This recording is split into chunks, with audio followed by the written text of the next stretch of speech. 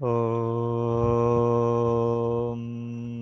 पूर्णमदः पूर्णमिदं पूर्णात् पूर्णमुदच्यते पूर्णस्य पूर्णमादाय पूर्णमेवावशिष्यते काले वर्षतु पर्जन्यः पृथिवी शस्यशालिनी देशोऽयं क्षोभरहितो ब्राह्मणाः सन्तु निर्भयाः त्वमेव माता च पिता त्वमेव त्वमेव बन्धुश्च सखा त्वमेव त्वमेव विद्या द्रविणं त्वमेव त्वमेव सर्वं मम देव देव सर्वे भवन्तु सुखिनः सर्वे सन्तु निरामयाः सर्वे भद्राणि पश्यन्तु मा कश्चित् दुःखभाग् भवेत् न त्वहं कामये राज्यं स्वर्गं न पुनर्भवं कामये दुःखतप्तानां प्राणिनामार्तनाशनम् वंशी विभूषितकरान्नवनीरदाभात् पीताम्बरादरुणबिम्बफलाधरोष्ठात् पूर्णेन्दुसुन्दरमुखादरविन्द्रनेत्रात् कृष्णात् परं किमपि तत्त्वमहं न जाने वसुदेवसुतं देवं कंसचाणूरमर्दनं देवकी परमानन्दं कृष्णं वन्दे जगद्गुरुं कार्पण्यदोषोपहतः स्वभावः पृच्छामि त्वां धर्मसम्मूढचेताः यच्छ्रेयस्यान्निश्चितं ब्रूहि तन्मे शिष्यस्तेऽहं शाधि मां त्वां प्रपन्नम् कृष्णाय वासुदेवाय हरये परमात्मने प्रणतक्लेशनाशाय गोविन्दाय नमो नमः सच्चिदानन्दरूपाय विश्वोत्पत्त्यादिहेतवे तापत्रयविनाशाय श्रीकृष्णाय वयं नुमः प्रपन्नपारिजाताय स्तोत्रवेत्रैकपाणये ज्ञानमुद्राय कृष्णाय गीतामृतदुहे नमः। बोलिए गीता गोपाल की जय, सच्चिदानंद भगवान की जय। राम राम।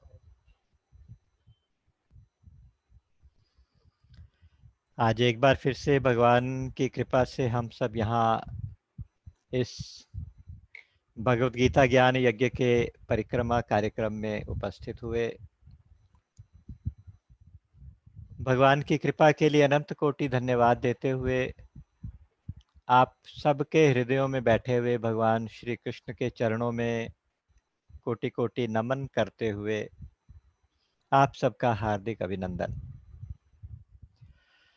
श्रीमद् भगवद गीता परिक्रमा के इस क्रम में हमारा नवा अध्याय चल रहा था, राज विद्या राज गुह्य योग। राज विद्या राज गुह्य योग एक तरह से ज्ञान विज्ञान योग का ही एक्सटेंशन है। जैसे हमने कल इसको देखा था कि भगवान जिस क्रम को लेके 7वें अध्याय से चले थे वही क्रम उन्होंने 9वें अध्याय में आगे बढ़ाया है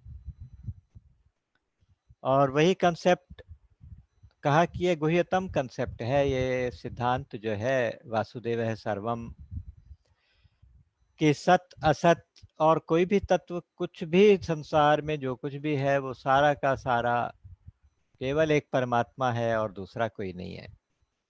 ये जो कंसेप्ट है इसको कहा गया ये राज विद्या है, ये राज गुह्य है, अर्थात विद्याओं की राजा गोपनीयों की राजा। अर्थात गोपनीय विद्याओं की पूरी राजा।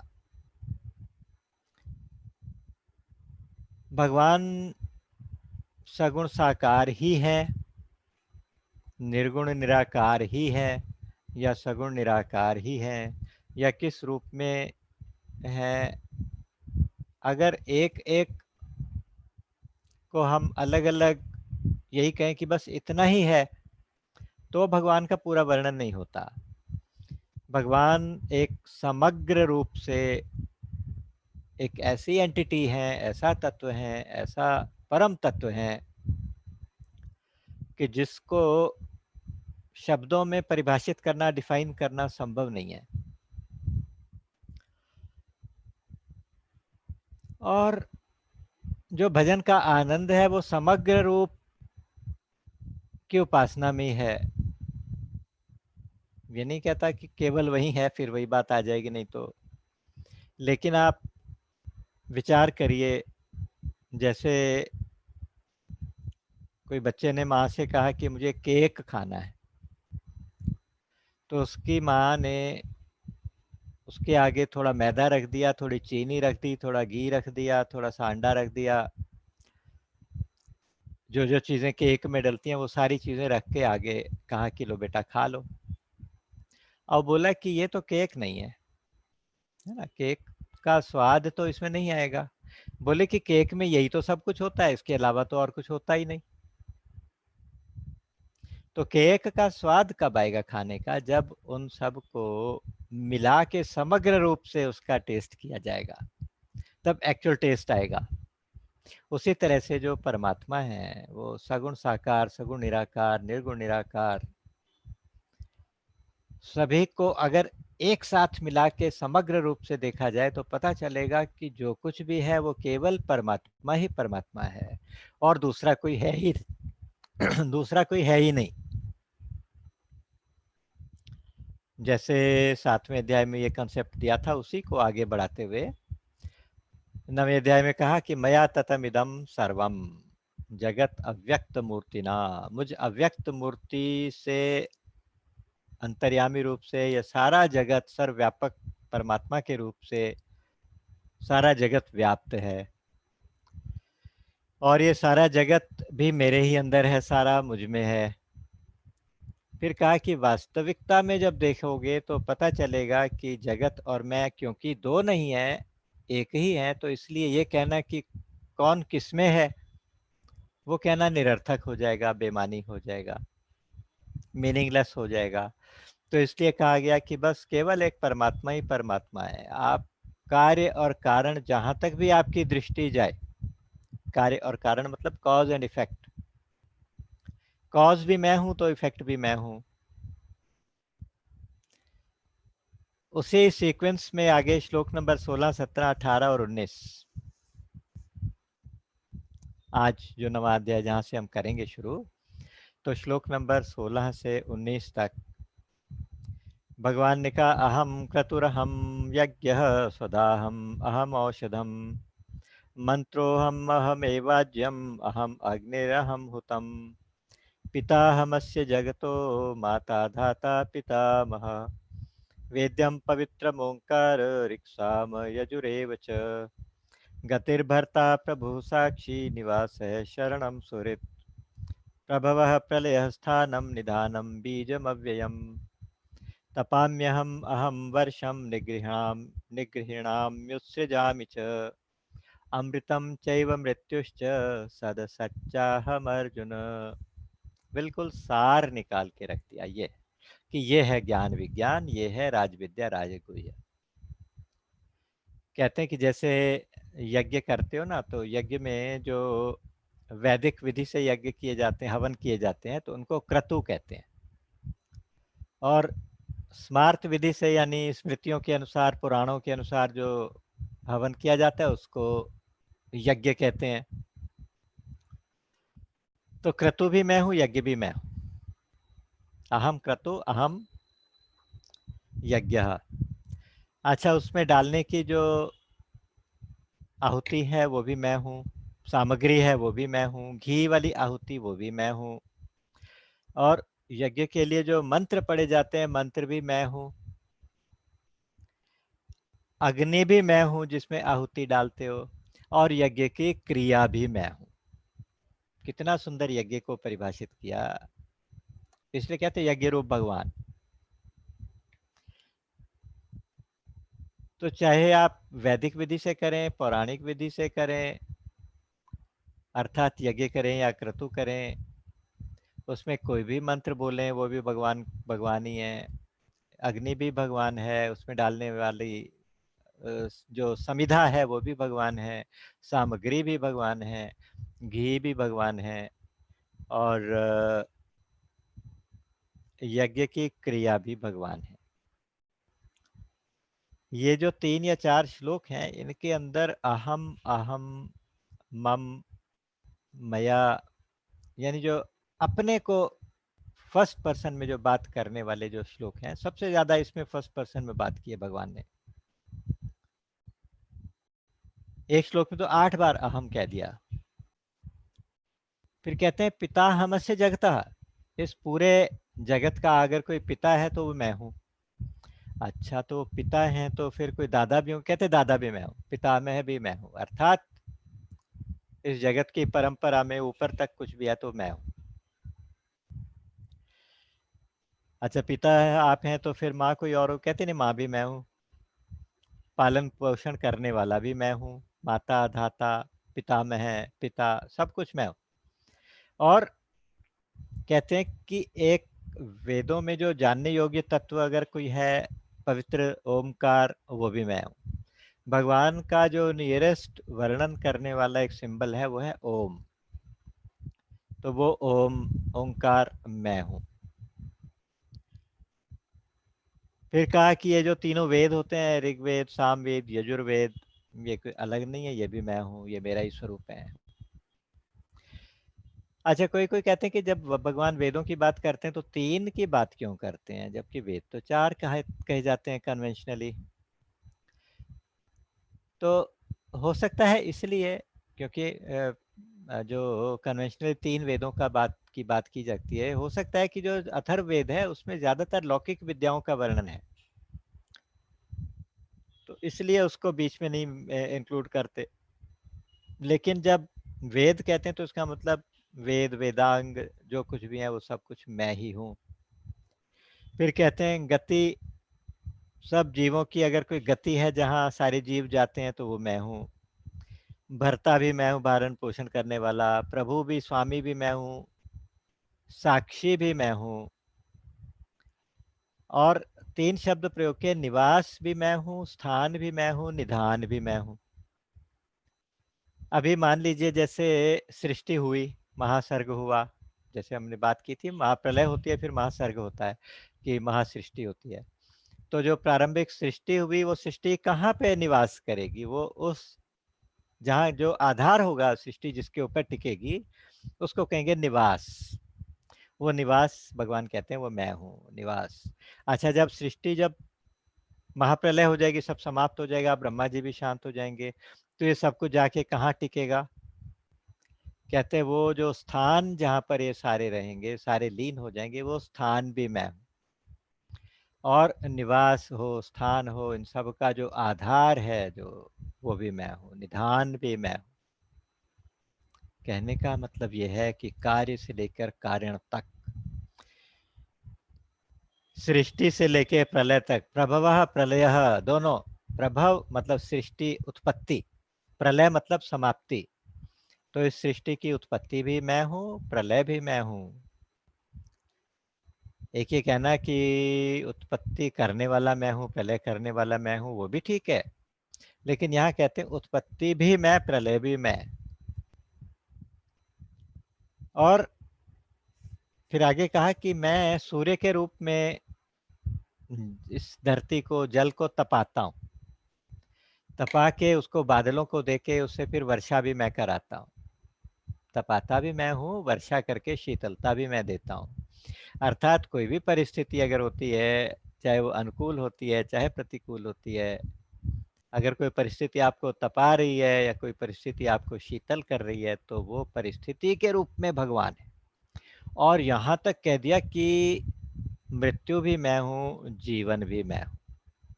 अमृतम चैव मृत्युश्च, अमृत भी मैं और मृत्यु भी मैं। और जहां बिल्कुल आके लास्ट मोहर लगा दी, जहां पे आके आगे सब कंप्लीट सारांश दे दिया, वो कहा सद सच्चाहम अर्जुन, सत असत च अहम। हे अर्जुन, सत भी मैं हूँ, असत भी मैं हूँ। भगवान कहते हैं कि असत कोई अलग नहीं है। ये एक क्रम है समझने के लिए, है ना। जैसे दूसरे अध्याय में बिल्कुल इनिशियल स्टेजेस थी हमारी गीता पढ़ने की, तो उसमें भगवान ने हमें समझाया था। उन्होंने कहा था कि देखो बेटा, ना सतो विद्यते भावो ना भावो विद्यते सतः। दो तत्व होते हैं, एक सत होता है, एक असत होता है। असत का कभी भाव नहीं होता, अर्थात असत कभी रहता नहीं, और सत का कभी अभाव नहीं होता, अर्थात सत कभी नाश नहीं होता, सत का कभी नाश नहीं होता। ये एक विवेक की बात थी कि ये विवेक आपके अंदर होना चाहिए, सत असत का विवेक कहते हैं इसको। इस विवेक से आप आत्मा और शरीर की बात कर रहे हैं, जान रहे हैं कि कौन सा सत है कौन सा असत है। ये जब थोड़ी आगे प्रोग्रेस हुई तो आगे जाके कहा कि असत कुछ नहीं है, केवल सत्य ही सत्य है। 7वें अध्याय में कहा मत्तः परतरम नान्यत् किंचिद अस्ति धनंजय, असत है ही नहीं कुछ। यहाँ पे कह रहे हैं कि अगर आप सत्य को मानो चाहे असत को मानो, दोनों ही मैं हूं, दोनों ही मैं हूं। अच्छा, इसके बाद आगे 13वें अध्याय में जाके क्या कह देंगे, 11वें अध्याय में पहले कहेंगे, पहले अर्जुन स्तुति करेगा, कहेंगे आप सत असत और उससे परे भी आप, त्वमक्षरम सदसत तत्परम यत्। सत असत या उससे परे अगर कुछ है तो वो आप हो, यानी सत असत से भी परे कुछ हो सकता है तो वो भी आप हो। ये धीरे धीरे करके और कंसेप्ट प्रोग्रेस कर गया। अच्छा, फिर इसके आगे 13वें अध्याय में फिर एकदम आगे जाके विराम लगा दिया। उन्होंने कहा कि मैं सत भी नहीं हूँ असत भी नहीं हूँ, कि मुझे सत कह के भी मेरी परिभाषा नहीं की जा सकती, असत कह के भी नहीं की जा सकती, क्योंकि मैं इन दोनों ही भाषाओं की सीमा से परे हूँ। मैं इन शब्द जाल में फंसने वाला हूँ ही नहीं, शब्दों के माध्यम से मेरा वर्णन हो ही नहीं सकता। कोई कहे कि परमात्मा केवल सत्य है, गलत। कोई कहे असत है, गलत। सत और असत दोनों हैं, पार्शियली ठीक। और वो सत्य भी नहीं असत्य भी नहीं, दोनों से परे अगर कुछ है तो वो है ये पूरा सच। तो कहने का मतलब ये है कि भगवान ने यहाँ पे कहा कि सद सच्चाहम अर्जुन, तुम्हें सत्य के रूप में अगर कुछ दिखाई दे तो भी मैं हूँ, असत को दिखाई दे तो भी मैं हूँ। तो अब इसके ऊपर और कुछ बचा ही नहीं। वही बात है कि ये लॉजिक का मार्ग नहीं है, ये कोई प्रमाण देने का या कहते हैं ना सबूत है ना दलील है। इसमें ना कोई सबूत दिया जा सकता है, ना कोई दलील, ना कोई लॉजिक दिया जा सकता है। लॉजिक का मार्ग है ही नहीं, विश्वास का मार्ग है। अच्छा, जिसने विश्वास किया तो उसको तो पत्थर में भी भगवान मिल गए, जिसने विश्वास नहीं किया उसको साक्षात भगवान खड़े होके कहते हैं मैं भगवान हूं, तो भी वो उसमें गलतियां ढूंढता है, कहता है नहीं। अभी भी आप देखिए बहुत से लोग ये बताएंगे कि ये भगवान कृष्ण भगवान नहीं है, भगवान तो केवल एक योगी, कृष्ण तो केवल एक योगी है। ठीक है, अपना भाव, उसमें मैं ये नहीं कहता कि कौन गलत कौन ठीक। मैं ये कहता हूं कि जहां आप श्रद्धा और विश्वास रख ले तो वहां से सब कुछ प्राप्त कर सकते हैं। इसीलिए कहा गया उद्धरेदात्मनात्मानम नात्मानम अवसादयेत। आप अपना उद्धार खुद कर सकते हैं, कैसे? श्रद्धा करके, विश्वास करके। एक बड़ी सुंदर सी एक एग्जाम्पल याद आ गया। एक बार एक कोई गांव के बाहर कोई मजार बनी हुई थी। वहाँ गांव वाले लोग मत्था टेकने जाते थे और उनकी मन की मुरादें पूरी होती थी। तो मज़ार पे जो एक इंचार्ज कोई सूफी बैठा रहता था, संत बैठा रहता था, वो सबको आशीर्वाद दे देता था। उस गांव में एक गरीब सा आदमी था जो कपड़े का व्यापारी। वो अपने कंधे के ऊपर 5-7 थान कपड़े के रख के चलता सुबह-सुबह, और सबसे पहले अपना काम शुरू करने से पहले मज़ार पे जाके मत्था टेकता था, और संत का आशीर्वाद लेके वो फिर गांव में घर-घर में जाके थोड़ा-थोड़ा कपड़ा बेचता, मुश्किल से गुजारा चलता था। तो एक बार जब वो ऐसे प्रार्थना कर रहा था, संत से बोल रहा था कि मेरा उद्धार कैसे हो, मेरा कैसे गुजारा चले, कैसे काम चले। तो उन्होंने कहा कि चल बेटा ऐसा कर, मेरे पास ना एक गधा है स्पेयर, वो मैं तुझे दे देता हूँ, गधे पे ढोके थोड़ा और माल ज्यादा ले जाया कर, और थोड़ी और सेल बढ़ जाएगी। तो उसने गधा दे दिया, उस फकीर ने अपना गधा उसको दे दिया। अब वो गधे के ऊपर खूब सारा माल लादता, जाके बेचता, तो थोड़ी सी सेल ज्यादा होने लगी, थोड़ी सी उसकी कंडीशन इम्प्रूव होने लगी। तो इस तरह से करते करते वो अच्छा अमीर आदमी बन गया। किसी दूसरे गांव में जाके रहने लगा, वहां उसका बिजनेस थोड़ा और बेटर हो गया। तो एक बार क्या हुआ कि उसका गधा वो मर गया। गधा मर गया तो उसने उसको गड्ढा खोद के दफनाया, और उसके ऊपर मिट्टी विट्टी डाल के उसके ऊपर सिर रख के रो रहा था। उसको गधे की याद आ रही थी, उसके ऊपर सिर रख के रो रहा था। अब कोई एक राहगीर उधर से जा रहा था, गांव वाला, उसने देखा कि यहाँ कोई मिट्टी का ढेर है, उसके ऊपर ऐसे बना हुआ है चबूतरा सा, उसके ऊपर आदमी ये सिर माथा झुका रहा है, जरूर ये किसी सिद्ध फकीर की मजार होगी। तो उसने भी वहां जाके अपना 1 रुपया चढ़ाया, माथा टेका, और मन ही मन कुछ सोचा और घर चला गया। तो मन ही मन जो उसने मांगा था उसकी मुराद पूरी हो गई, उसकी कामना पूरी हो गई। उसने गांव वालों को बताया कि गांव के बाहर एक मजार बनी है जो बड़ी सिद्ध है, यहाँ सारी कामनाएं पूरी होती है, वगैरह वगैरह उसने जाके बताया। अब लोग आके वहाँ माथा टेकने लगे और उसके ऊपर पैसे चढ़ने लगे, और वो आदमी वहाँ बैठा बैठा, वहीं बैठा बैठा ही अमीर हो गया। अब एक दिन घूमते घूमते वो जो पुराने फकीर थे, जो पुरानी मजार वाले, वो घूमते घूमते वहां पे आए। उन्होंने देखा कि ये क्या हो रहा है। आके उन्होंने उस आदमी को पहचान लिया, बोले तुम वही नहीं हो जिसको मैंने अपना गधा दिया था। तो कहता जी महाराज ऐसी ऐसी बात हो गई है, और उसने सारी बात बता दी। अब वो हंसने लगे, बोले कि तू जहाँ आके माथा टेकता था ना, वो इसी गधे की मम्मी की मजार थी, इसके गधे की माँ की मजार थी वो। तो जहां पे जिसको श्रद्धा हो जाए वहां से उसको प्राप्ति हो जाती है। कहने का मतलब ये मार्ग जो है ये विश्वास का मार्ग है। पत्थर में माथा टेको तो पत्थर में भगवान प्रकट हो जाते हैं। प्रहलाद जैसा विश्वास होना चाहिए। वो कहता था कि इस खंबे में भी है, हाँ है, और खंबे से भगवान को प्रकट करके दिखाया। हमारे साथ प्रॉब्लम सिर्फ यहीं पे आ जाती है कि हम ऊपर से कहते हैं कि हमें भगवान पे विश्वास है, हमें अपनी भक्ति पे विश्वास है, लेकिन वास्तव में विश्वास नहीं करते। वास्तव में कहीं ना कोई कमी रहती है।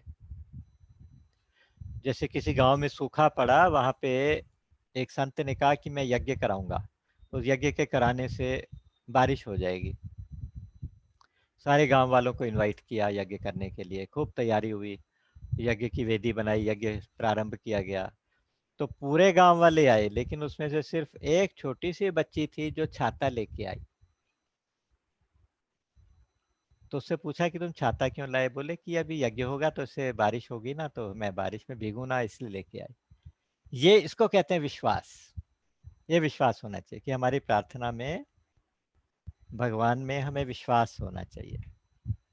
अच्छा, यहाँ पे भगवान फिर कुछ उन सकाम लोगों की बात, सकाम उपासना करने वालों की बात करें जो कामना के साथ उपासना करते हैं। ऐसे लोगों को उन्होंने कहा त्रय विद्याहा। त्रय विद्याहा का मतलब जो तीन वेदों में, ऋग्वेद, सामवेद, यजुर्वेद, इसमें जो सकाम अनुष्ठान के मंत्र हैं, विधियां हैं और जो जो कर्म कांड है उनमें विश्वास करके स्वर्ग की प्राप्ति के लिए और अपने पापों का नाश करने के लिए, क्योंकि स्वर्ग जाने के लिए आपके पाप नहीं होने चाहिए, आपके पास अकाउंट में उन पापों का नाश हो जाए, केवल पुण्य पुण्य हो, पुण्य इतने ज्यादा हो जाएं कि आप स्वर्ग चले जाएं। तो तीन वेदों की में वर्णन किए गए उन अनुष्ठानों को करने वाले और पाप को नाश करने के लिए सोम रस का पान करने वाले, सोम रस पीने वाले। अब ये सोम रस क्या चीज है जिससे पापों का नाश होता है? तो कहा जाता है कि एक ये भी वैदिक अनुष्ठानों में, हमारे पुराणों में इस तरह की बातें आती हैं। वो कहते हैं कि जो एक सोमलता होती है, सोमवल्ली बोलते हैं, सोमलता। तो जैसे एक शुक्ल पक्ष होता है, एक कृष्ण पक्ष होता है। कृष्ण पक्ष में एक एक करके अंधेरा बढ़ता जाता है और 15वें दिन यानी अमावस्या के दिन खूब अंधेरा हो जाता है। फिर शुक्ल पक्ष आता है, फिर एक एक दिन एक एक थोड़ी लाइट बढ़ती जाती है और अल्टीमेटली पूर्णिमा आ जाती है। उसी तरह से सोमलता जो होती है ये शुक्ल पक्ष और कृष्ण पक्ष के अनुसार चलती है। जब शुक्ल पक्ष शुरू होता है तो पहले दिन उसमें एक पत्ता निकलता है, बेल जैसी होती है, एक पत्ता निकलता है।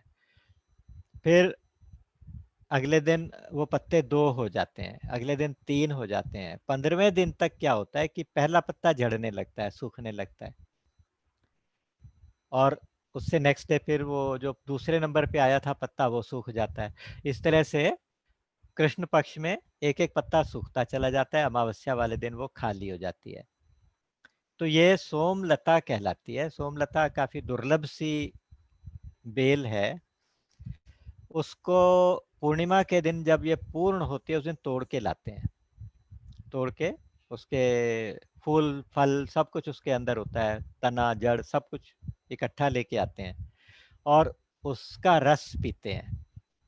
कहा जाता है कि वो रस जो है वो पापों का नाश करता है, हमारे जो स्वर्ग में जाने वाले पापों को, स्वर्ग में जाने में जो रुकावट डालने वाले पाप हैं उनको नाश कर देता है। तो वो सोमलता का पान, सोम रस का पान करने वाले पापों से पवित्र हुए, उस तरह के लोग, स्वर्ग को चाहने वाले, जो ऐसे सकामी अनुष्ठान करने वाले लोग हैं उनको स्वर्ग मिल भी जाता है, इंद्रलोक स्वर्गलोक पहुंच जाते हैं। पहुंच के लेकिन स्वर्ग के सुखों की भी तो एक सीमा है। जब तक उनके पुण्यों का अकाउंट उनके पास रहता है, खजाना रहता है, तब तक वो स्वर्ग में आनंद करते हैं। लेकिन धीरे धीरे क्षीणे पुण्य मर्त्य लोकम विशंति, धीरे धीरे उनके पुण्य जब क्षीण हो जाते हैं, कमजोर हो जाते हैं, तो फिर वापस मनुष्य लोक में आ जाते हैं। तो इस प्रकार से वो जो सकाम उपासना करने वाले, भक्ति करने वाले लोग हैं, वो लोग आवागमन में लगे रहते हैं। यहाँ से स्वर्ग जाएंगे, स्वर्ग से मनुष्य लोक में आ जाएंगे, फिर मनुष्य लोक से फिर स्वर्ग को चले जाएंगे। तो इस प्रकार से उनका ये गतागतम काम कामा लभन्ते, काम कामा मतलब कामनाओं को, विषयों को चाहने वाले ऐसे लोग आने जाने वाली अवस्था में रहते हैं हमेशा, कि अभी आए अभी जाए, अभी गए अभी आए अभी गए, आवागमन लगा रहता है। लेकिन यहाँ एक बहुत इंपॉर्टेंट श्लोक भगवान ने फिर दिया, अनन्याश्चिन्तयन्तो माम ये जनाः पर्युपासते तेषां नित्याभियुक्तानां योगक्षेमं वहाम्यहम्। ये भगवान का बहुत बड़ी घोषणा है। जैसे चौथे अध्याय में मैंने कहा था कि एक भगवान की इतनी बड़ी घोषणा है, ये यथा माम प्रपद्यन्ते तांस तथैव भजाम्यहम्, कि उसको पढ़ के आप विचार करते जाओ और भगवान की उदारता को याद कर करके, भगवान की कृपा को याद कर करके आपकी आंखों में आंसू आ जाए, ऐसा होता है। वो भी इतना पावरफुल मंत्र था, मैं मंत्र कहता हूँ इनको, श्लोक नहीं मंत्र। और ये भी इतना पावरफुल है, इन्होंने कहा गया अनन्यास चिंतयंतो माम,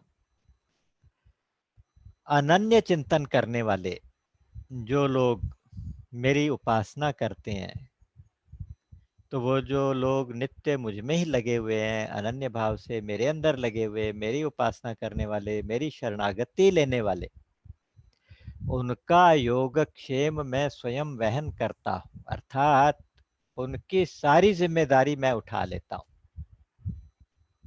जो भगवान पर पूरे आश्रित हो जाते हैं अनन्य भाव से। अनन्यता क्या होती है? अनन्यता को आप, सबसे पहली अनन्यता तो ये है कि परमात्मा के अलावा और दूसरा कोई हो ही नहीं सकता।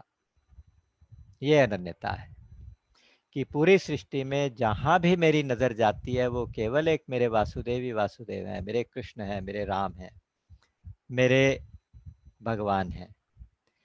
तो वासुदेव है सर्वम, इस बात में दृढ़ता का होना ये अनन्यता है। अनन्य का मतलब होता है जहां अन्य ना हो। वैसे अनन्यता का मतलब ये होता है कि आपके कोई एक इष्ट है, मान लीजिए मेरे इष्ट भगवान श्री कृष्ण है, तो अब कृष्ण के अलावा और कोई चिंतन ना हो, सारा दिन मुझे कृष्ण के बारे में ही चिंतन हो, तो ये अनन्य चिंतन कहलाएगा। तो ये अनन्यता रहेगी। और मैं अपने इष्ट के ऊपर इतना ज्यादा आश्रित हो जाऊं, इतना ज्यादा आश्रित रहूं, इतना ज्यादा विश्वास अपने इष्ट के ऊपर रहे कि अब मैं उनके अलावा और कहीं से भी सहारा ना मांगू। अगर अब मुझे किसी सहारे की जरूरत पड़े, किसी गाइडेंस की जरूरत पड़े, किसी प्रश्न का उत्तर ना मिल रहा हो, कुछ समस्या आ गई हो, तो कहाँ जाऊं, ये प्रश्न उठते ही सिर्फ अपने इष्ट याद आना चाहिए, सिर्फ अपने कृष्ण याद आने चाहिए। ये अनन्यता है। कहते ना, सेऊ तो गोपाल एक, टेरू तो गोपाल एक, मेरो मन लाग्यो सब भांति नंद लाल सा। मेरे देवी देव गुरु मातु पिता बंधु इष्ट हरि सखा, ना तो सब एक गोपाल सो। जो मांगू तो गोपाल सो, ना मांगू तो गोपाल सो। जो दीजू तो गोपाल सो, जो खींचूं तो गोपाल सो, जो रीझूं तो गोपाल सो। अगर कुछ देना है तो गोपाल को दूं, दे लेना है तो वहीं से लूं, मांगना है तो उन्हीं से मांगूं, बुलाना है तो उन्हीं को बुलाऊं। बस मुझे केवल एक उन्हीं से लगन लगी रहे, उसी परमात्मा से, उसी इष्ट से, उसी कृष्ण से, उसी राम से लगन लगी रहे। गोस्वामी तुलसीदास जी कहते थे, जग जाचिए को न जाचिए जो, ये जाचे ही जानकी नाथिन रे, ये जाचत जाचक ता जरी जाई, जो जा रे ही जोरी जहानिन रे। सुन के ऐसा लगेगा जैसे कोई ये टंग ट्विस्टर सा है, लेकिन बहुत सुंदर शब्द है, बहुत सुंदर शब्द है। जाचिए मतलब मांगना, याचना करना। जग जाचिए को ना, संसार से कभी कोई मांग मत करना। संसार से कोई मांग करनी ही नहीं। अगर कहीं मांग करने का मन है तो मेरे जानकी नाथ भगवान श्री राम से ही मांगो, बस केवल भगवान से ही मांगो। और उसको मांगने से, उसके पास याचना करने से आपकी याचकता जल जाएगी। जय जाचक, जय जाचत जाचकता जल जाई, जरी जाई। उनसे मांगने से याचकता ही जल जाएगी, तुम्हारी मांगने की जरूरत ही खत्म हो जाएगी। सुदामा गया तो था मांगने, मांग नहीं पाया था, लेकिन केवल द्वार पे जाके खड़ा ही तो हो गया था, तो उसकी याचकता खत्म हो गई थी, खत्म हो गई थी। ये जाचक जाचकता जरी जाए। और ये याचकता, ये मांगने की जो एक भाव है, मांगने का जो भाव है, ये पूरी दुनिया को जला रहा है। जो जा रही जोरी जहानी रे, सारे संसार को जलाने वाली याचकता, ये मांगने का भाव, याचना का भाव, ये भाव ही जल जाएगा। श्री कृष्ण के रास द्वार पे आके खड़े हो जाओ, मांगना भी ना पड़े। मैं तो कहता हूँ मांगना भी ना पड़ेगा। केवल अनन्य चिंतन की बात कर दिया, मांगने की बात कर ही नहीं रहे भगवान। तो हम तो फिर भी मांगने की, हम उसका अर्थ निकालने में मांगने की बात में आ गए। नहीं, भगवान कहते हैं अन्यास चिंतयन्तो माम ये जनः पर्युपासते, केवल अनन्य चिंतन से, अनन्य भाव से मेरी उपासना करे, मेरा चिंतन करे, केवल मेरे बारे में ही सोचे, मेरे बारे में ही बस चिंतन करता रहे, मांगना ही ना पड़े। एक कोई फकीर थे काफी, एक कोई व्यक्ति था, बहुत गरीब सा व्यक्ति था, फटे हाल। तो उसका गुजारा नहीं होता था। किसी ने कहा कि हमारे जो राजा हैं, राज्य के जो राजा हैं महाराज, वो तो बड़े दयालु हैं, आप उनके पास क्यों नहीं जाते कुछ मांगने, उनसे सहायता मांगो। तो पहले मन तो नहीं था, फिर उसने कहा चलो ठीक है जाता हूँ। और जाके वो दरबार में जाके हाथ जोड़ के खड़े हो गए। तो महाराज ने पूछा, हाँ जी महाराज आपको क्या चाहिए, आप क्या चाहते हैं। तो उस व्यक्ति ने आंखें खोल के एक बार आंसू भर के राजा को देखा, फिर चुपचाप वापस चल दिए। बोले कि नहीं मुझे आपसे कुछ नहीं चाहिए। तो बोले कि क्या हुआ, क्या बात होगी, क्या बात होगी। कहते कि मैं आपके द्वार पे आके इस हाल में खड़ा हो गया, क्या इतना काफी नहीं है? क्या मुझे अपनी जुबान से ये बोलना पड़ेगा कि मुझे क्या चाहिए? अगर आप मेरी हालत को देख के मेरी जरूरत का हिसाब नहीं लगा सकते, अंदाजा नहीं लगा सकते, तो मुझे आपसे कुछ नहीं चाहिए। अगर भगवान हमारी हालत को देख के ये अंदाजा ना लगा सके कि इसको क्या चाहिए, तो फिर हमें क्या, भगवान से, ऐसे भगवान से क्या काम।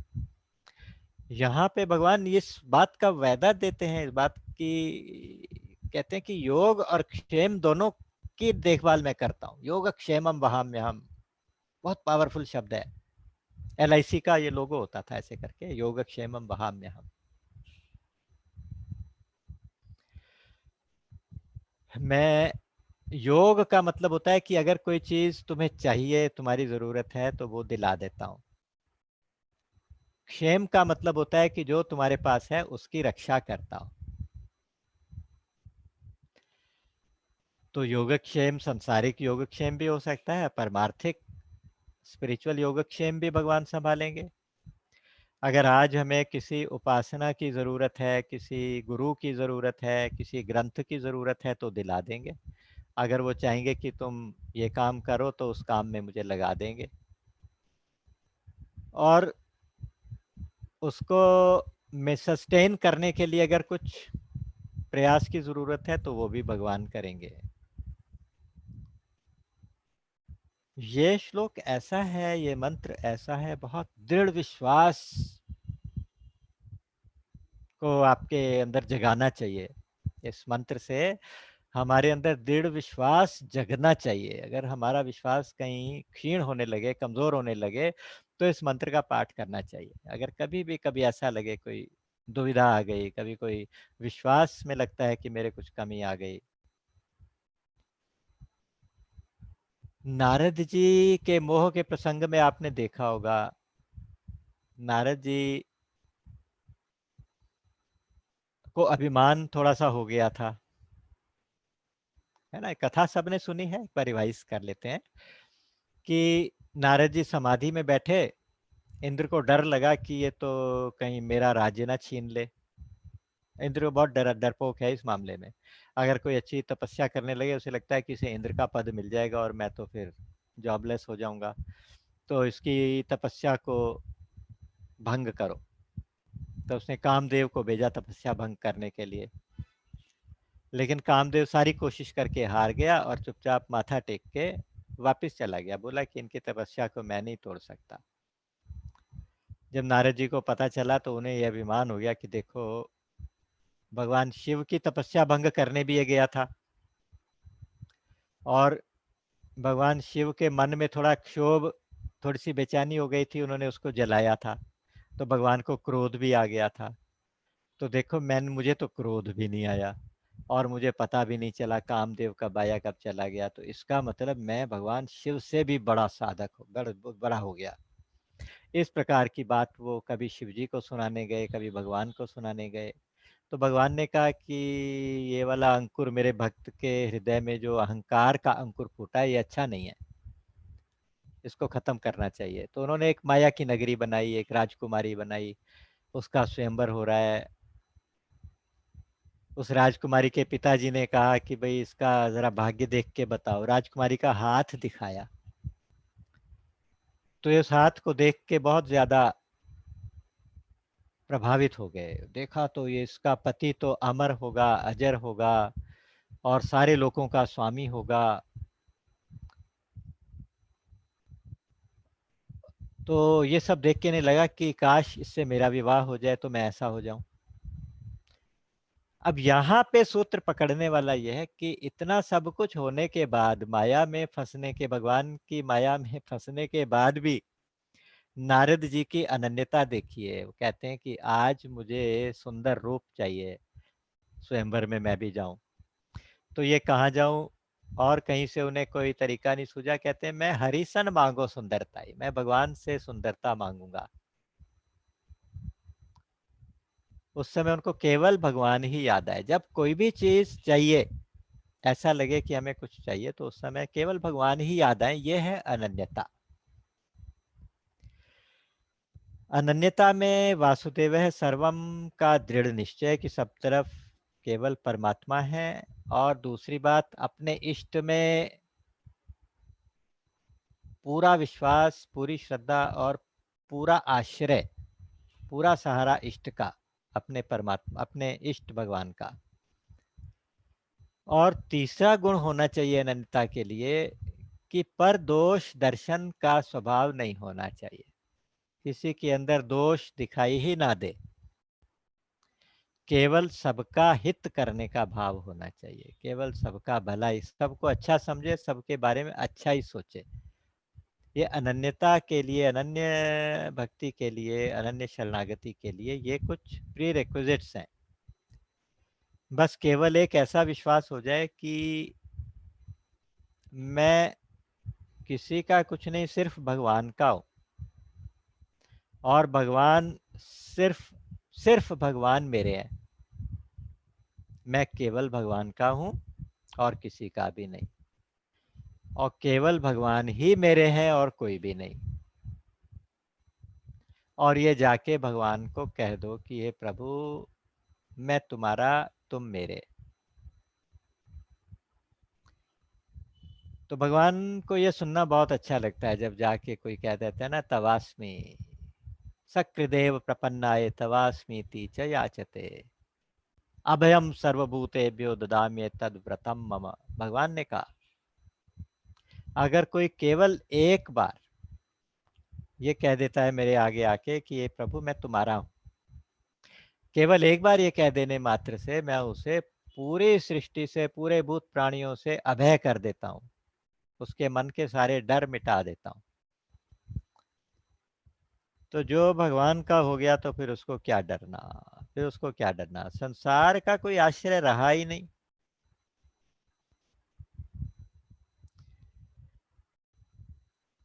लक्ष्मण जी भगवान राम से कहते थे गुरु पितु मातु न जानो काहू, कहूँ सुभाऊ नाथ पति आहू। जब लक्ष्मण जी कहते थे ना कि मैं आपके साथ वन में मैं भी चलूंगा, तो भगवान राम ने बहुत समझाया। उन्होंने कहा कि बेटा, भैया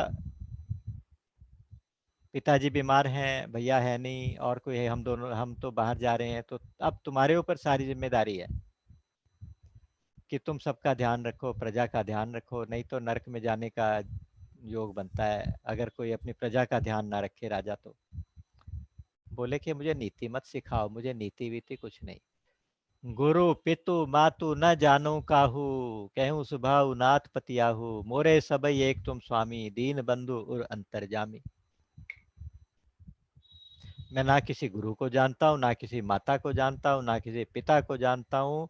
और ये मैं बना के नहीं बोल रहा, स्वभाव से बोल रहा हूँ, बिल्कुल स्वाभाविक तरीके से बोल रहा हूँ। और आप अंतर्यामी है ना, आप मेरे अंदर बैठे हैं, आपको पता चल जाएगा कि मैं झूठ बोल रहा हूँ कि सच बोल रहा हूँ। आपसे कुछ छिप सकता है क्या? मोरे सबई एक तुम स्वामी, बस मेरे सिर्फ तुम एक ही, केवल एक मेरे स्वामी हो, मैं और किसी को भी नहीं जानता। तुम जहां हो मैं वहीं जाऊंगा।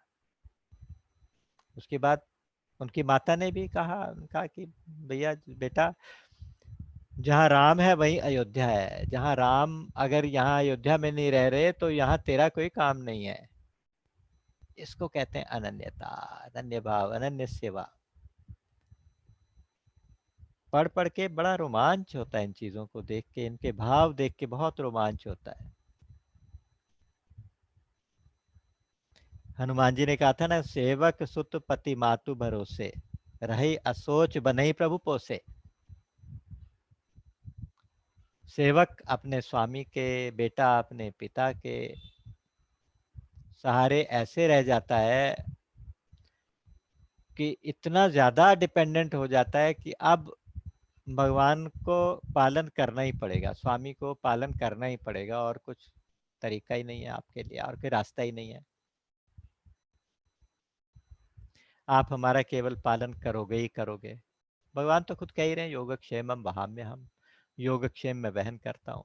वहन करने का मतलब, एक अगर आप देखें तो वहन करने का मतलब ढोना भी होता है, ढोता हूँ। ऐसी एक ब्राह्मण को बहुत विश्वास था, मैंने कथा कई बार सुनाई है, इस श्लोक के साथ वो जुड़ी हुई कथा है।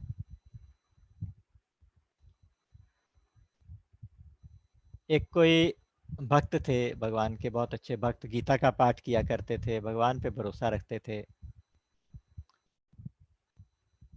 तो तीन भाई थे, ये सबसे बड़े थे,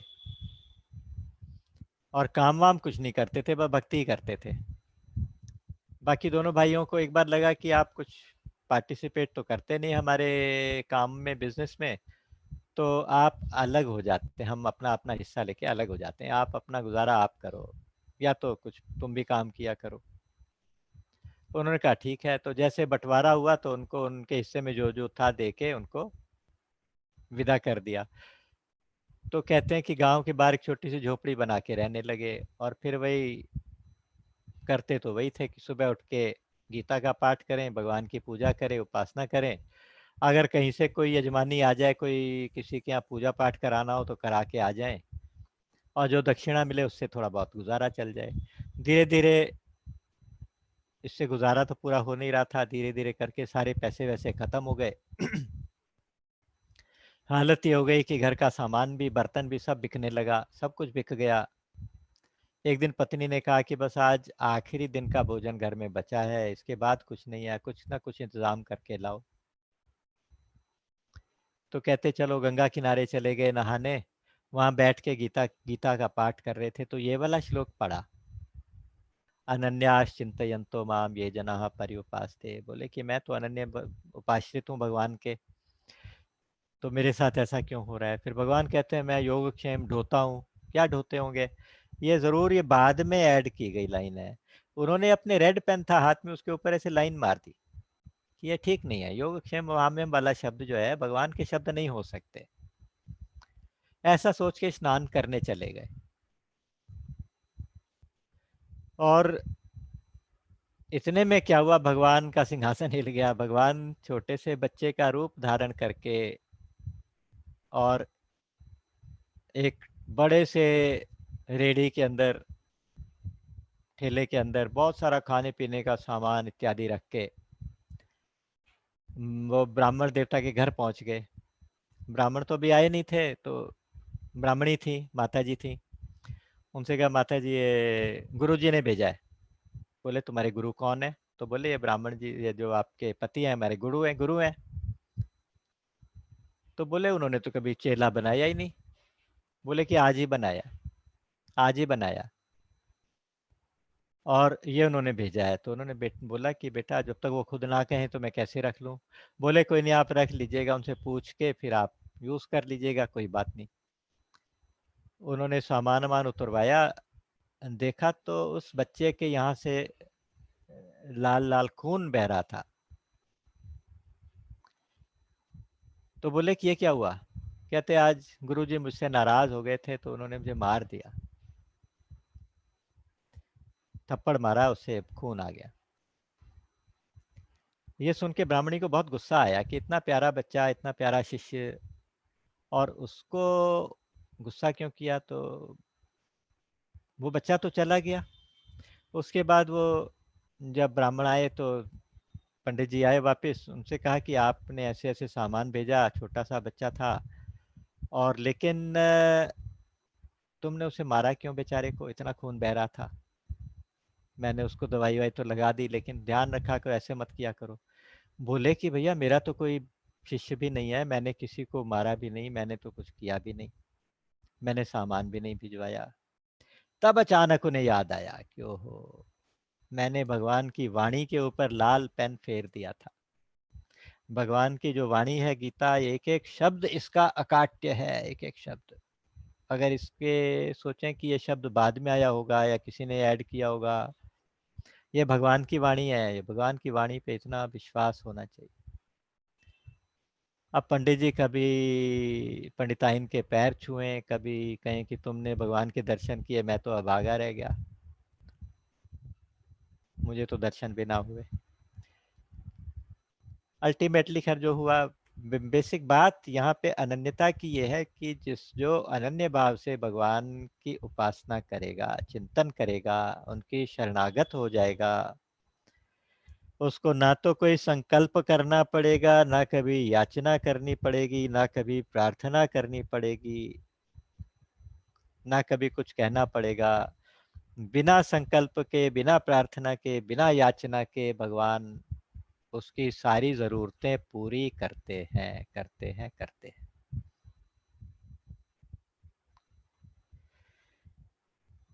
भगवान ने सुग्रीव को कहा था, सखा सोच त्यागहु बल मोरे, सब विधि घटब काज में तोरे। अगर कभी कोई दुविधा हो, ये चौपाई बीच में कुछ भगवान की प्रेरणा से ही आई है आज।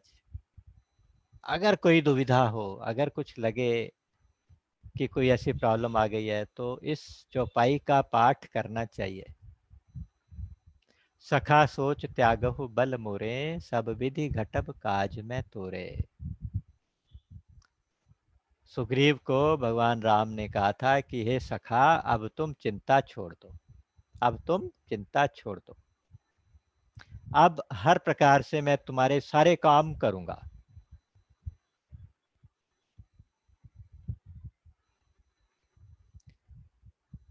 ऐसे ऐसे काम, ऐसी ऐसी बातें, ऐसे ऐसे अनुभव सबके जीवन में होते हैं कि जो असंभव लगने वाली बातें भी भगवान के सहारे संभव हो जाती हैं, और इतनी आसानी से हो जाती हैं, इतनी सरलता से हो जाती हैं। उस दिन दीदी मेरे को एक बात याद दिला रही थी, प्रभा दीदी की बात कर रहा हूँ।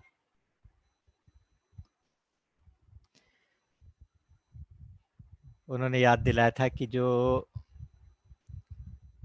कहते हैं ना कि नाव करते हो तुम कन्हैया, मेरा काम हो रहा है, पतवार के बिना ही मेरी नाव चल रही है, नाव पतवार के बिना ही चल रही है, लेकिन चल तो पानी में रही है ना। कहते कि नहीं नहीं नहीं, अरे युगल सरकार जब सिर पर, तो मस्ती दिल में रहती है, किसी की नाव पानी में, यहाँ रेती में चलती है।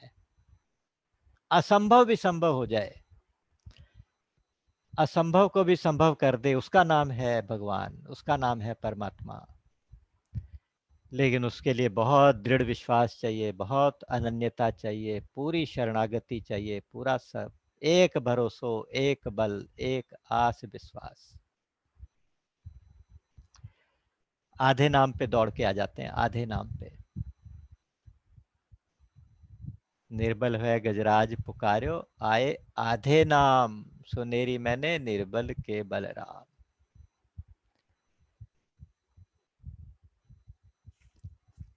तो यहाँ उन्होंने कहा कि साहब अनन्यता की इम्पोर्टेंस बताई, और कहा कि कोई बात नहीं, बहुत से लोग हैं जो देवी देवताओं की उपासना भी करते हैं।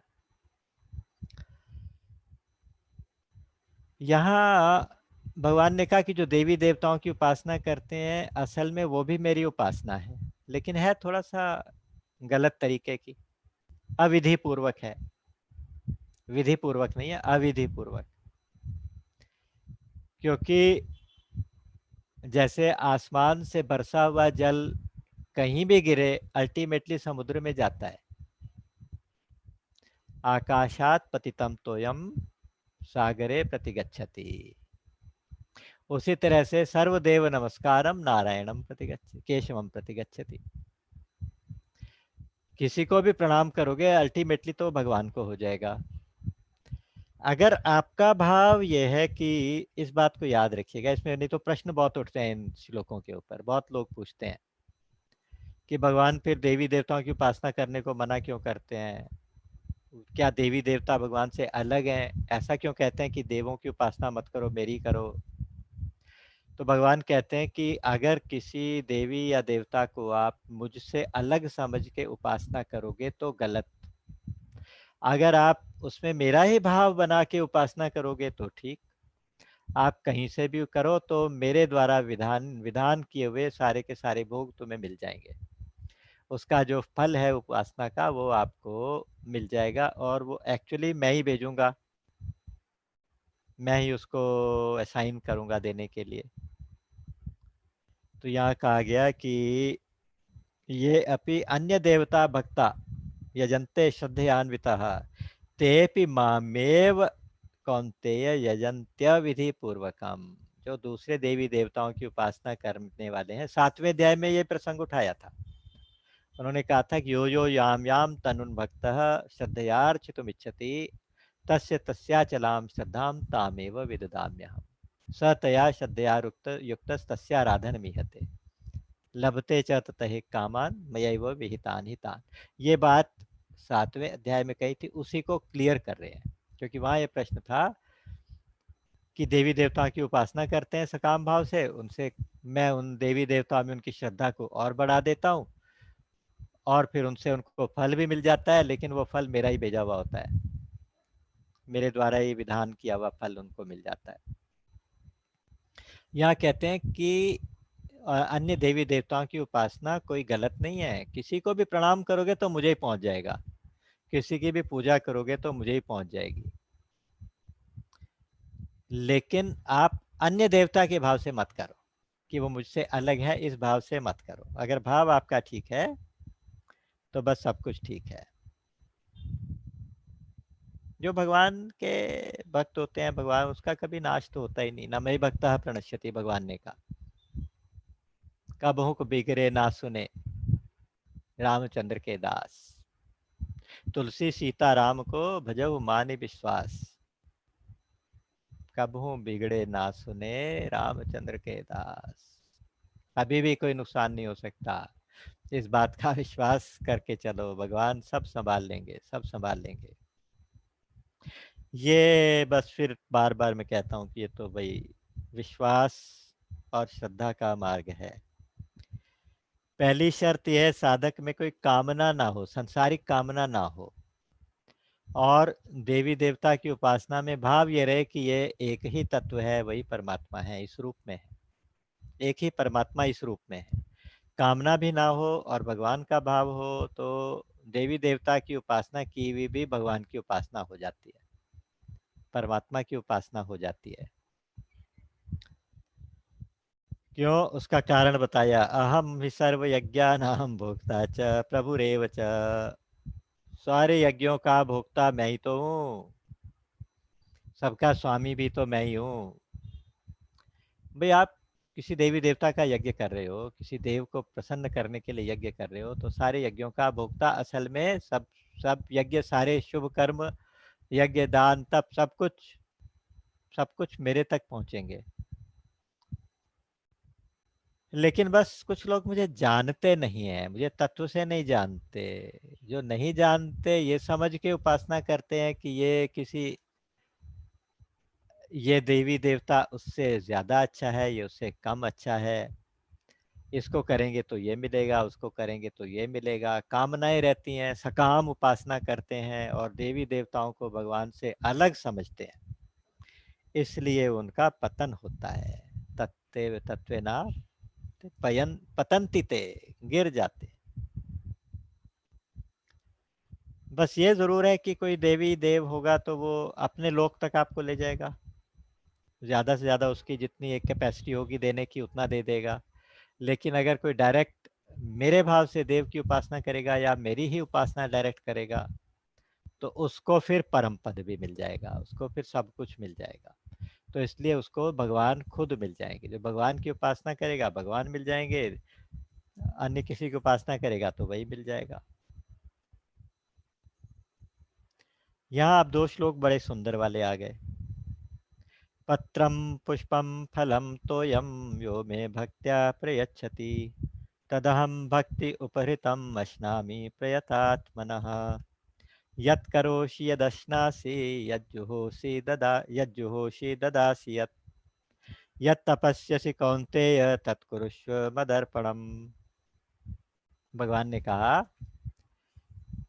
कि मेरी भक्ति जिसकी बात मैं कर रहा हूँ, अनन्य भक्ति, ये कोई मुश्किल नहीं है, बहुत आसान है। इसमें पदार्थों की इम्पोर्टेंस ही नहीं है, चीजों की इम्पोर्टेंस नहीं है, विधि की इम्पोर्टेंस भी नहीं है। किस चीज की इम्पोर्टेंस है? भाव की। कहते हैं भावग्राही जनार्दन। एक श्लोक आता है उसमें कहते हैं कि कोई तो जो नहीं जानता वो कहता है कि विष्णाय नमः, जबकि विष्णु में जब चतुर्थी लगती है तो विष्णवे होना चाहिए।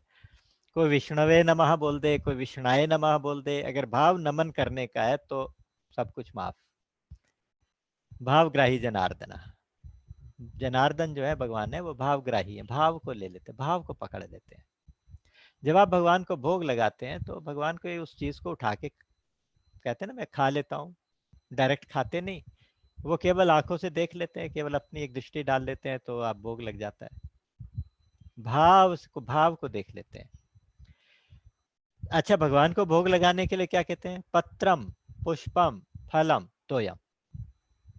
चाहे कोई छोटा सा पत्ता भी मुझे चढ़ा दे, कुछ नहीं तो फूल चढ़ा दे, फूल नहीं तो कोई फल चढ़ा दे, फल भी नहीं तो कुछ भी ना मिले तो जल ही चढ़ा दे।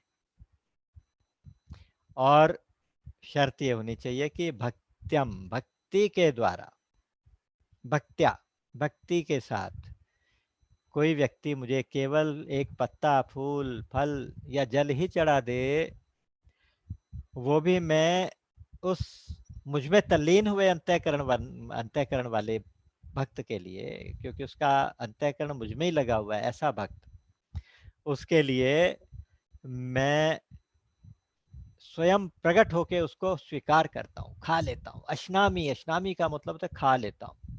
जल को भी खा लेता हूँ, पत्ते को भी खा लेता हूँ, फल को भी खा लेता हूँ। अश्नामी का मतलब मैं उसका भोग लगा लेता हूँ, उसको ले लेता हूँ, स्वीकार कर लेता हूँ। इसके उदाहरण बहुत सारे होते हैं। टिपिकल उदाहरण जो आपने सुने होंगे, एक बार द्रौपदी की कथा आपको बताता हूँ। द्रौपदी के साथ, पांडवों के साथ क्या हुआ था। जब पांडव लोग वनवास जो इसमें हार गए थे, जुए में हार गए थे, शर्त के अनुसार 12 साल वन में रहना था, 1 साल अज्ञातवास में रहना था। तो जब वनवास कर रहे थे तो उस समय दुर्योधन उनको परेशान करने का कोई भी अवसर छोड़ता नहीं था। एक बार दुर्वासा ऋषि दुर्योधन के पास आए, उनको उसने सेवा से खूब प्रसन्न किया और फिर उनसे प्रार्थना की। उनसे कहा कि मेरे जो भाई हैं पांडव लोग बड़े धर्मात्मा हैं, वो वन में रहते हैं, और आप अगर अपने शिष्यों के साथ जाके उनके घर आतिथ्य स्वीकार करेंगे, भोजन करेंगे, तो उनको बहुत खुशी होगी। तो दुर्वासा जी ने कहा ठीक है। वो चाहता था कि जब दुर्वासा ऋषि वहां पहुंचेंगे तब तक वो लोग खाना खा चुके होंगे। द्रौपदी के पास एक अक्षय पात्र था, सूर्य का दिया हुआ। उस पात्र में से जब तक निकालते रहो निकलता रहता था, जो भी बनाया वो सब निकलता रहता था, अनंत अनंत हो जाता था। लेकिन जब द्रौपदी खा के उसको धो के रख देती थी तो फिर वो उसका वो जादू खत्म हो जाता था। उसको लगा कि जब तक ये पहुंचेंगे तो द्रौपदी खाना खा चुकी होंगी, फिर जब दुर्वासा ऋषि पहुंचेंगे उनको खाना नहीं खिला पाएंगे वो लोग, तो फिर एम्बेरसमेंट होगी और दुर्वासा को क्रोध आ जाएगा, बड़े क्रोधी संत हैं, ऋषि हैं। तो दुर्वासा जी पहुंचे, द्रौपदी ने प्रणाम किया, उन्होंने कहा कि आज तो बेटी हम तुम्हारे यहाँ भोजन करेंगे दोपहर का। तो उसने स्वीकार कर लिया, उसने कहा ठीक है महाराज, अब मना कैसे करे। बोले कि तब तक हम स्नान करके आते हैं। तो उनके साथ हजारों शिष्य साथ में। अब द्रौपदी उस समय पुकारे तो किसे पुकारे, उसे वही एक कन्हैया याद आते हैं। तो उन्होंने फिर वो भगवान को पुकारा, उन्होंने कहा कि जैसे आपने मेरी दुर्योधन की सभा में लाज रखी थी, आज मैं फिर मुसीबत में हूँ, प्लीज आ जाओ। मन ही मन याद किया तो भगवान प्रकट हो गए और बोले कि द्रौपदी बाद में कुछ बात करेंगे, पहले मुझे कुछ खिलाओ, मुझे तो बड़ी भूख लगी है। तो द्रौपदी की आंखों में आंसू आ गए, बोली कि अब मैं आपको क्या खिलाऊं, मैं तो आपको बुलाया ही इसीलिए है कि मैं बड़ी मुसीबत में फंस गई हूँ, ऐसे ऐसे हो गया। अब पात्र को मैंने धो के रख दिया है और मैं खाना खा चुकी हूँ, अब मैं कहाँ से लाऊं। तो बोले कि तुम वो बर्तन ले आओ। बर्तन लाई, देखा उसमें एक साइड में एक साग का एक छोटा सा पत्ता, पत्रम, छोटा सा पत्ता उसमें लगा हुआ था। तो उसको लेके भगवान ने खा लिया। उसने कहा कि साथ ही साथ संकल्प किया कि मैं विश्वात्मा भगवान इसको स्वीकार करता हूँ, जिससे सारी सृष्टि का पेट भर जाए। और इधर स्नान करते हुए दुर्वासा और उसके शिष्यों को डकारें आने लगी, पेट फूल गए, एकदम से भूख खत्म हो गई। अब वो डरे कि हम कह के आए हैं, उन्होंने इंतजाम कर लिया होगा पांडवों ने, तो हम क्या करें। तो दुर्वासा ने कहा कि भैया मैं भक्तों से बहुत डरता हूँ, जब से अम्बरीश वाली कथा हुई है ना, अम्बरीश वाली कथा भैया अलग कथा है, तो तब से मैं तो भक्तों से बहुत डरता हूँ। तो अगर भक्तों के प्रति कोई अपराध हो गया, हो जाए हमारे से, तो भाग चलो बस यहाँ से। तो वहां से वो भाग गए। केवल एक छोटा सा पत्ता भगवान को समर्पित करके। विदुर जी ने भी तो कहते हैं साग विदुर घर खाई, भगवान को छोटा सा सिंपल सी चीज। सुदामा ने चिवड़ा भेंट किया, चिवड़ा स्वीकार। पदार्थों की कोई इंपॉर्टेंस नहीं, लेकिन भाव की इंपॉर्टेंस है। तो भगवान भाव लेते हैं। पुष्पम का भी उदाहरण आपने गजराज की कथा सुनी हुई है कि जब गज और ग्राह में युद्ध हुआ था, मगरमच्छ ने हाथी का पैर पकड़ लिया था। हाथी ने जब सब तरफ से निर्बल हो गया, पता चल गया कि अब मैं मर जाऊंगा, उस समय भगवान की याद आई, तो उसने सूंड में पकड़ के कमल का फूल उखाड़ के भगवान को समर्पित किया और भगवान दौड़े आए और आके उसका उद्धार हुआ। शबरी ने फल खिलाए थे, और कथा तो ऐसी भी आती है, तो उसने चख चख के मीठे मीठे बेर चुन चुन के खिलाए। भाव देखते हैं भगवान, ये थोड़ी देखते हैं कि झूठा था कि सच्चा था। और तोयम में तो रंती देव जी की कथा आती है। रंती देव बहुत अच्छे धर्मात्मा राजा थे, उनके राज्य में सूखा पड़ गया, तो उन्होंने अपने सारे खजाने जो था, सारा खजाना खोल के लोगों में बांट दिया। सब कुछ खत्म हो गया, लेकिन समस्या अभी वहीं की वहीं थी। आप सब कुछ छोड़ के जंगल में निवास कर रहे थे, भूखे प्यासे। तो उस समय 48 दिन के बाद, 48 दिन भूखे प्यासे रहने के बाद किसी ने उनको भोजन ला के दिया, साथ में पानी था, भोजन था। तो भगवान ने परीक्षा लेने के लिए पहले एक ब्राह्मण का वेश धारण करके आए, बोले कि मुझे भूख लगी है। तो उन्होंने उसमें से भोजन उनको समर्पित कर दिया, आधा भोजन तो उस ब्राह्मण ने खा लिया। इतने में कोई शूद्र आ गया, उसने कहा कि मुझे बड़ी भूख लगी है, बाकी बचा वो भोजन उसको दे दिया। 48 दिन का भूखा व्यक्ति अपना भोजन का थाल किसी को ऐसे दे दे। इतने ही में वो जल बचा था उसको पीने लगे। तो एक कोई चांडाल अपने कुत्तों के साथ आ गया, उसने कहा कि मेरे कुत्ते भी बहुत प्यासे हैं, मुझे भी बहुत प्यास लगी है, मरा जा रहा हूँ, प्लीज मुझे पानी पिला दो। तो बचा हुआ जल उसको दे दिया, और उसको तब वहां पे उन्होंने एक श्लोक बोला है, एक सुभाषित कहते हैं उसको, एक श्लोक था, न त्वहम कामये राज्यम स्वर्गम, न स्वर्गम न पुनर्भवम, कामये दुख तप्ता नाम प्राणी नाम आर्ति नाशनम। ये हम अपने मंगलाचरण में बोलते हैं, न तो अहम कामये राज्यम, मुझे राज्य भी नहीं चाहिए, राज्य की कोई कामना नहीं है, ना स्वर्ग की कामना है, ना मुझे मोक्ष की कामना है, मुझे केवल एक ही इच्छा है कि इस दुखी संसार, जो दुखों से पीड़ित संसार है, इनका उद्धार हो जाए, इनको सुख पहुंचे किसी तरह से, दुखियों का दुख दूर हो जाए। सर्वे भवन्तु सुखिनः। तो रंती देव ने जो जल का जो दान दे दिया, तो उसके बाद भगवान प्रकट हो गए। कहते कि पत्रम पुष्पम फलम तोयम, इसका आध्यात्मिक अर्थ भी है। पत्र कहते हैं पत्ते को, 15वें अध्याय में हम पढ़ेंगे, शॉर्ट में हिंट करके चलता हूँ, फिर आगे जाके उसको देखेंगे।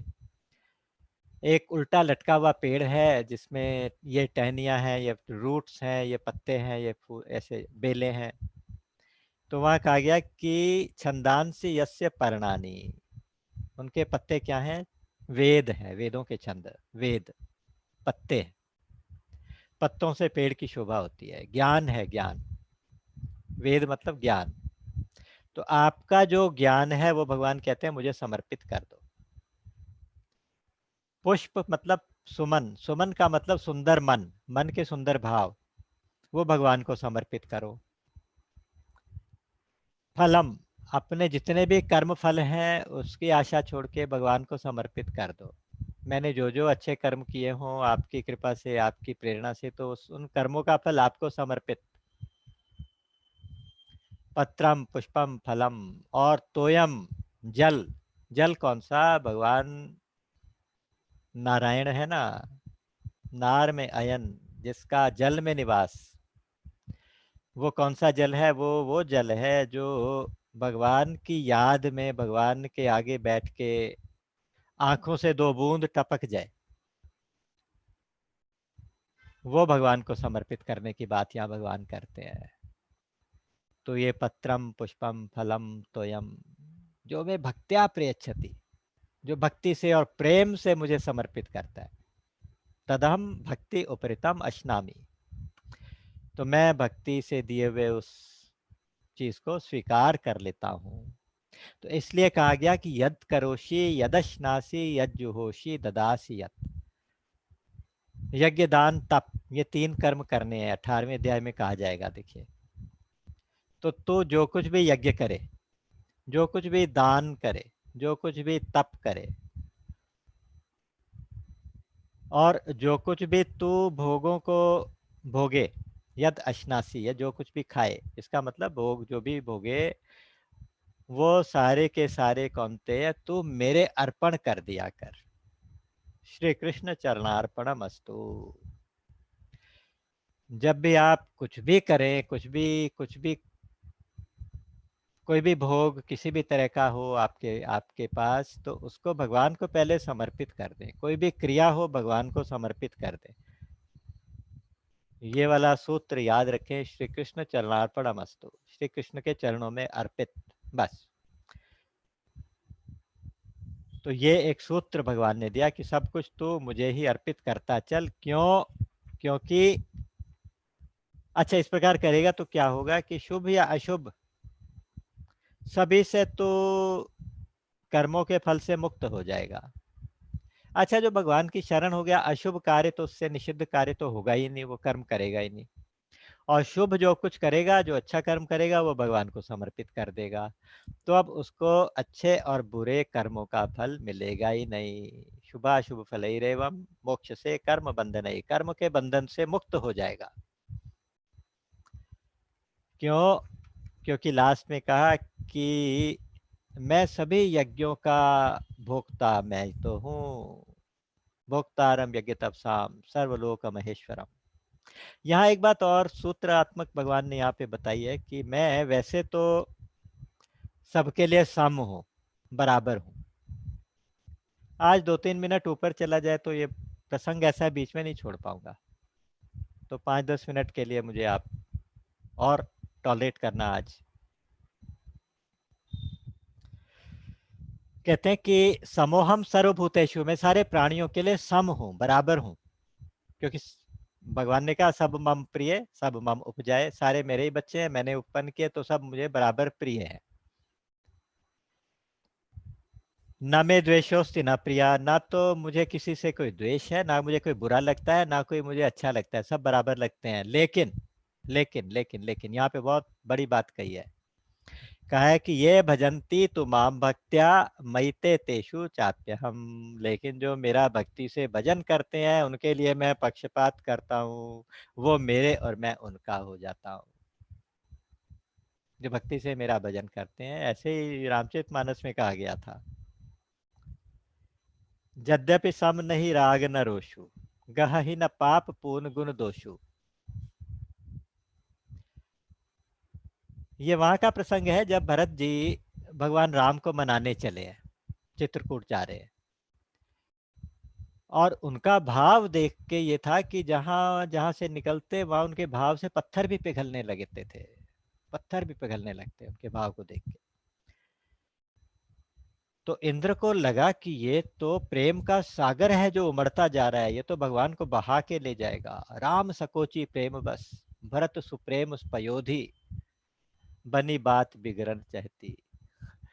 आज तो बनी बात बिगड़ जाएगी, तो राम तो इसमें इसके प्रेम में बह जाएंगे और ये तो कहना मान के वापस चले गए, तो हमारा काम कौन करेगा, राक्षसों का संहार कौन करेगा, उद्धार कौन करेगा। तो वहां उनके गुरुजी ने समझाया था, उन्होंने कहा था कि यद्यपि सम नहीं राग न रोषु, गहहि न पाप पूर्ण गुण दोषु। और वहां पे एक सूत्र दिया था कि कर्म प्रधान विश्व करी राखा, जो जस करे सो तस फल चाखा, तदपि करे सम विषम विहारा, भगत अभगत विषय भगत अभगत हृदय अनुसारा। कहते हैं वैसे तो नियम बना हुआ है कि जो जैसा करेगा वैसा पाएगा, कर्म प्रधान विश्व बना दिया भगवान ने, लेकिन जो उनके भक्त होते हैं ना, वो उनके साथ खड़े रहते हैं, भगवान भक्त के लिए पक्षपात भी करते हैं। तो इसलिए सुन सुरेश रघुनाथ सुभाऊ, निज अपराध रिसाई न काऊ, जो अपराध भगत कर करही, राम रोष पावक सो जरही। कभी भी तुम ऐसा भरत के साथ छल करने की कोशिश मत करना। अगर तुम भगवान अपने प्रति किए हुए अपराध को तो फिर भी क्षमा कर देंगे, लेकिन अगर उनके भक्त के प्रति किसी ने कोई छोटी सी गलती कर दी तो भगवान उसको कभी क्षमा नहीं करते। ये प्रसंग फिर कभी दोबारा आएगा तो उठाएंगे, इस तरह का बहुत अच्छा प्रसंग है, इसमें बाहर निकलना थोड़ा सा मुश्किल होता है। तो यहाँ पे भगवान ने कहा था कि समोहम सर्वभूतेषु, सबके साथ सम हूँ, बराबर हूँ, ठीक है, लेकिन जो भक्ति से मुझे मेरे शरणागत हो जाते हैं तो मैं उनका हो जाता हूँ और वो मेरे हो जाते हैं। तो इसीलिए अगर कोई दुराचारी से भी दुराचारी व्यक्ति मेरी अनन्य भक्ति करने लगे तो उसे साधु ही मान लेना चाहिए, क्योंकि उसने सम्यक निश्चय कर लिया, पक्का निश्चय कर लिया कि अब भगवान की भक्ति करनी है, तो निश्चय करने मात्र से भी वो साधु कहलाना चाहिए। जैसे आपने चाय बनाने के लिए पानी उबलने के लिए रख दिया, तो कोई कहे क्या हो रहा है, तो आप कहोगे चाय बन रही है, वास्तव में चाय नहीं बन रही, वास्तव में पानी उबल रहा है, लेकिन उद्देश्य क्या है चाय बनने का। तो कहने का मतलब यह है कि अगर किसी ने भक्ति के उद्देश्य से इस मार्ग में संकल्प भी कर लिया कि अब मैं भगवान की भक्ति करूंगा, तो उसको साधु ही मान लेना चाहिए, भगवान ने कह दिया, क्योंकि वो बहुत जल्दी महात्मा बन जाएगा। क्षिप्रम भवति धर्मात्मा, और शाश्वत शांति अर्थात भगवान की प्राप्ति भी उसको हो जाएगी केवल सम्यक निश्चय मात्र करने से। उसके लिए भगवान ने कहा सभी अधिकारी हैं, मेरी भक्ति के अधिकारी कौन कौन, सभी अधिकारी हैं, चाहे कोई पापी हो, चाहे कोई पुण्यात्मा हो, चाहे कोई नर हो नारी हो, सब मेरे अधिकारी, मेरी भक्ति के अधिकारी है। तो इसलिए लास्ट में एक सूत्र भगवान ने दिया है, मन मना भव मदभक्तो मद्याजी माम नमस्कुरु, ये गुह्यतम भाव है भगवान का, जो कहते हैं गुह्यतम बताऊंगा। मन्मनाभव मद्भक्तो मद्याजी माम नमस्कुरु, 4 बातें कहती। मामे वैश्यस्य युक्त्वैवम् आत्मानं मत्परायणः, तू मेरा भक्त हो जा, मेरे में मन लगाने वाला हो जा, मुझे मेरा ही पूजन कर और मुझे ही नमस्कार कर। मन मुझे दे दे, मुझे ही नमस्कार कर, मेरा ही पूजन कर, इस प्रकार से मेरा ही भक्त बन जा। ऐसा करने से तो मुझे ही प्राप्त कर जाएगा, इसमें कोई डाउट की बात नहीं है। यहाँ गुह्यतम कह के ये वाला सार निकाल के भगवान ने बताया। 18वें अध्याय में सर्व गुह्यतम कह के फिर यही बात कहेंगे, मन मना भव मद भक्तो मद्याजी माम नमस्कुरु। ये बहुत रहस्यमयी बात है, ये बहुत गोपनीय बात है, इसलिए गोपनीयों का राजा इस विद्या को कहा गया। तो गोपनीय बात भगवान ने बताई कि मैं तेरे सामने बैठा हूँ, तो मेरा भक्त बन, मुझे ही मन लगा, मेरे में मन लगा, मेरी पूजा कर, मेरी भक्ति कर। तो इस भगवान के इस वचन के बाद आज समय की मर्यादा देखते हुए यहीं पे विराम देंगे, और फिर अगली बार भगवान की प्रेरणा से, भगवान की कृपा से, भगवान की इच्छा से फिर दोबारा से उपस्थित होने की कामना करते हैं। इसी भाव के साथ, राम अमित गुण सागर थाह कि पावहि कोई, संतन सन जस किछु सुनेऊ तुम ही सुनायऊ सोई। बोलिए गीता गोपाल की जय, सच्चिदानंद भगवान की जय। राम।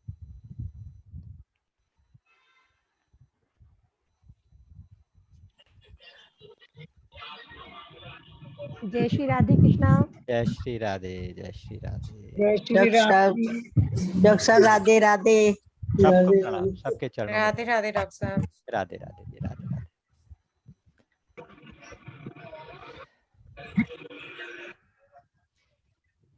राम। आज तो डॉक्टर साहब परमानंद जैसे हो गया ना, ऐसा हो गया आभास कि परमानंद। मुझे तो इससे बाहर निकलने में बहुत देर लगेगी। अभी तो ऐसा लगता है कि तो भाव बनने शुरू हुए थे, मुझे ऐसा लग रहा है, पता नहीं बिल्कुल कहाँ से कहाँ पहुंच जाते हैं। बिल्कुल, बहुत ही आनंद आया।